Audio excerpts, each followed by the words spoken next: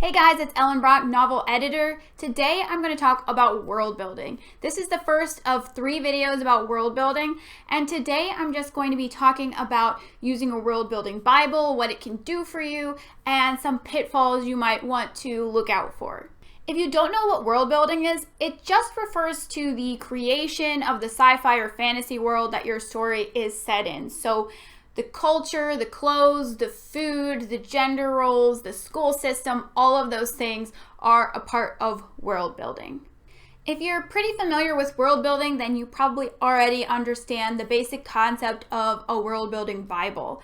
And the world building Bible is really just a list of the different attributes of your world and the different rules, how things work, and it helps you to make sure that you stay consistent, that any rules you set up are the same throughout, and it can also be a helpful brainstorming technique depending on how you like to create your worlds. Now, the World Building Bible creates a lot of opportunity for writers to sort of get stuck in the planning stage and to not move on to actually writing their book. So I was a little bit hesitant to make a template of a world building Bible, but I did make one, and there is a link in the description. But if you follow the link and you use my template Bible, please promise me that you will delete anything that is not relevant to your story. Please do not fill out every piece of information just because it's on the list. You can spend a million hours developing your world, and it is not necessarily going to translate to a better novel. So there are 2 different ways to fill out a world building Bible, and it sort of depends on the complexity of your story as well as what kind of writer you are. If you're the kind of writer who likes to plan everything in advance, or if you like to write and just see what comes up and then make changes as necessary. So the first option is to fill in your world building Bible in advance before you start writing your novel itself. The potential pitfall of this is that you could spend a lot of time filling out the world building Bible when maybe you ultimately end up not wanting to write the story at all, or you never get to the point of writing the story, or you create a bunch of details that really don't have any relevance to your story, and then you have spent all this time on something that really isn't benefiting you.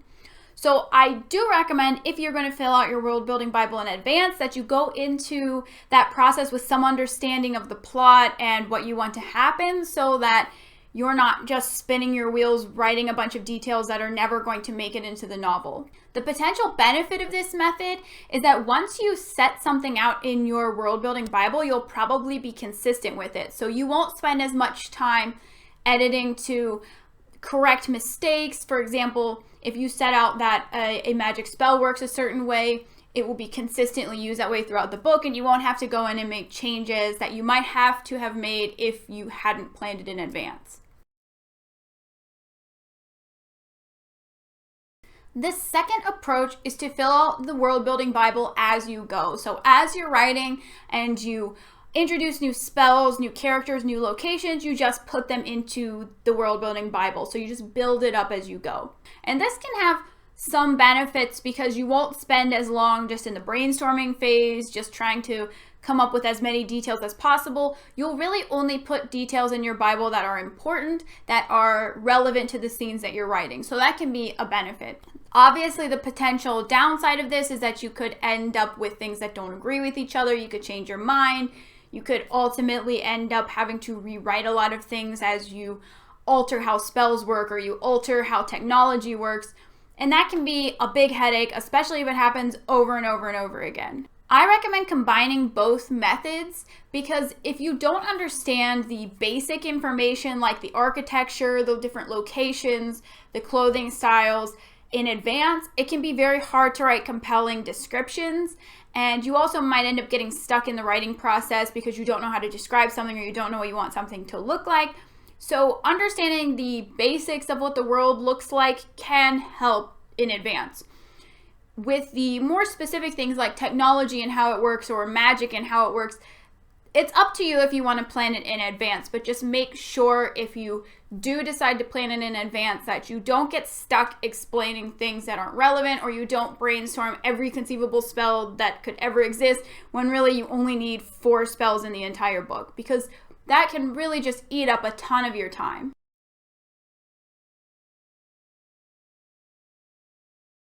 Whether you fill up your world building Bible in advance or you fill it up as you go, once you have it full, especially before you write the second draft of your novel, I highly recommend that you give it a really thorough reading. Now, this is not fun, I'm not gonna lie. It is not very enjoyable, but I do highly recommend that you try as hard as you can to find things that are wrong with your world so that you can fix them as quickly as possible, preferably before the second draft, so that you don't end up just spending a ton of time rewriting only to figure out you have a major plot hole. You can also ask a friend or a writing partner to read through your world building Bible for you to get an outside perspective so that they can look at it without having any emotional attachment to it, and they can probably do a much better job of telling you if anything doesn't make sense.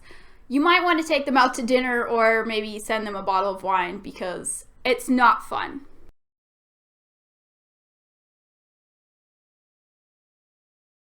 My last recommendation for your world building Bible, whether you make it in advance or you fill it out as you go, is to indicate when the reader needs different pieces of information. This can really help you to stay organized, especially once you've done several rounds of editing or you've jumped around and edited all different parts of your book, and it can be really hard to objectively make sure that you're introducing everything and that everything still makes sense. So marking when the reader needs to know information and also maybe marking at what point you introduce the information if you have put it into the novel already, that can help you to make sure everything is jiving, that the reader can follow everything, it all makes sense, and that you're not referring to a spell on page 100 that was never mentioned before, and that can really throw off the reader and create some confusion. I really hope this video helped you to get a better idea of how you can use a world building Bible. The template that I made is in the description again if you want to check it out. Just please make sure that you don't get stuck filling out information that is not relevant to your book. There are a lot of potential pitfalls and problems that can come up with world building, so I'm going to go over those in the next 2 days. I could not fit it all into one video, so please come back and we will discuss potential areas you might want to take a closer look at. This has been part of my novel bootcamp series. I'll be posting a new video 3 to 4 days per week throughout August. I'll also be hosting free workshops on my blog, so come by and check that out if you're interested. I'll put a link in the description. Happy writing, guys.